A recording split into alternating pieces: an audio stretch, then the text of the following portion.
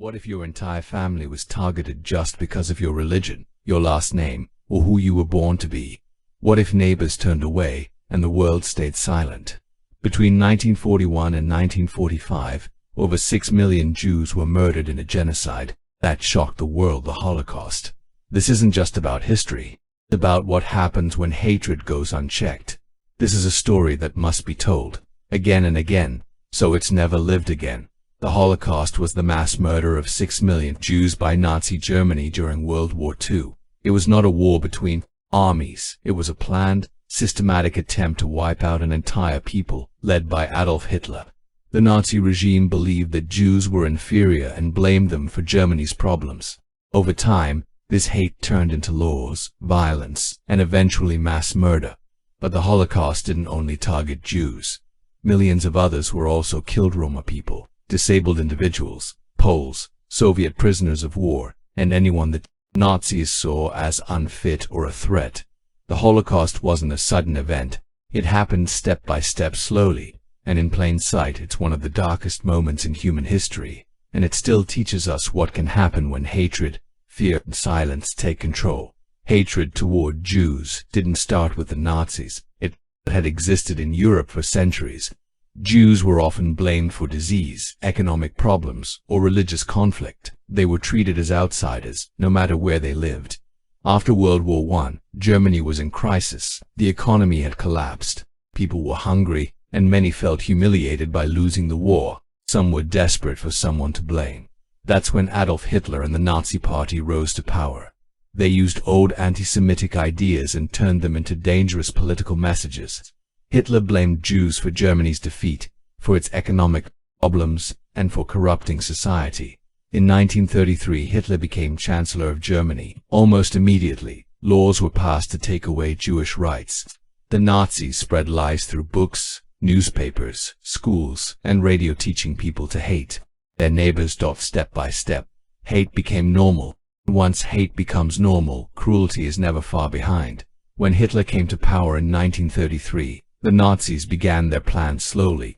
At first, they passed laws to separate Jews from the rest of society. Jews were no longer allowed to work in government, teach in schools, or own businesses. In 1935, the Nuremberg laws took away their citizenship. Jews could no longer marry non-Jews or be protected by the same rights as other Germans.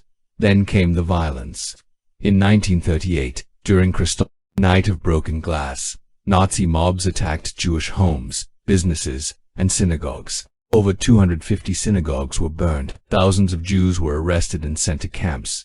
Jews were forced to wear yellow stars on their clothes, marking them as different.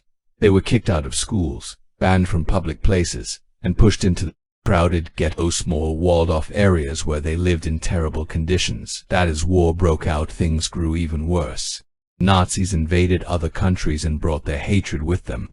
Jews from across Europe were rounded up, separated from their families, and sent away. Many thought they were being relocated, but the truth was much darker. This wasn't just discrimination anymore. It was turning into something far more deadly. Step by step, the Nazis were preparing for mass extermination. By 1942, the Nazis were no longer hiding their intentions. They had moved from persecution to planned extermination. At a meeting near Berlin, called the Wannsee Conference, Nazi leaders agreed on what they called the final solution to the Jewish question. This was their plan to murder every Jew in Europe quickly, efficiently, and in total secrecy. Jews were taken from their homes, forced onto crowded trains, and sent to places called extermination camps. These weren't prisons, they were factories of death. Camps like Auschwitz, Treblinka, and Sobibor were built for one purpose: to kill. When people arrived, they were often told they were going to take a shower, but instead, they were led into gas chambers. Within minutes, thousands could be murdered. The bodies were then burned in large ovens to hide the evidence. The Nazis used everything: hair, teeth, even clothing. They treated people not as human beings but as objects to be destroyed. Life inside the camps was full of fear, pain, and hopelessness. People arrived after long, brutal train rides packed tightly with no food, no water, and no space to sit. Many died before even reaching the camps. Once inside, families were separated. Most never saw each other again. Men, women, and children were forced into different areas. Some were sent straight to the gas chambers. Others were chosen for forced labor. The conditions were unbearable. Prisoners were given almost nothing to eat. They slept in overcrowded wooden bunks, with no heat in the winter and no clean water. Disease spread quickly, and medical care was nearly non-existent. Guards beat, tortured, and killed people without reason. Cruel experiments were done on some prisoners, especially children and twins. Every day was a fight to survive. People lost their names and were given numbers, their identities, their dignity, their hope. It was all taken from them. For those inside the camps, life was not really life. It was survival in the shadow of death. Even in the darkest places, people found the strength to resist. In the ghettos, some Jews formed secret groups to fight back. They smuggled in weapons, printed underground newspapers, and helped others escape. In 1943, in the Warsaw Ghetto, a group of young fighters rose up against the Nazis. They knew they wouldn't win, but they chose to die with dignity rather than be taken without a fight. Inside the camps, resistance was harder but not impossible. Some prisoners organized escapes, sabotaged Nazi operations, and passed messages to the outside world. In one camp, Sobibor prisoners led a revolt and helped many escape into the woods. There were also those outside the camps who risked everything to help. Ordinary people, neighbors, farmers, priests hid Jews in their homes, helped them flee, or gave them food and shelter. These brave souls are remembered as the righteous among the nations. The Nazis tried to crush the human spirit, but they didn't succeed. Courage, defiance, and hope. People resisted in ways big and small, and that resistance mattered. In 1944 and 1945, Allied forces began to reach the concentration camps. What they found was beyond anything they had imagined. Starving prisoners, piles of bodies, gas chambers, and mass graves.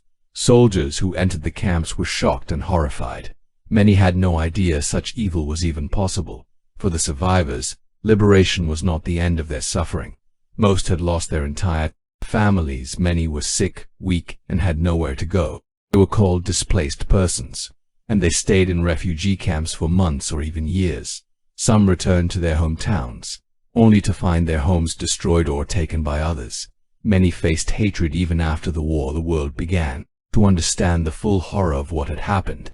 In 1945, the Nuremberg trials were held. For the first time, leaders of a country were put on trial for crimes against humanity. Some were sentenced to death. Others were imprisoned.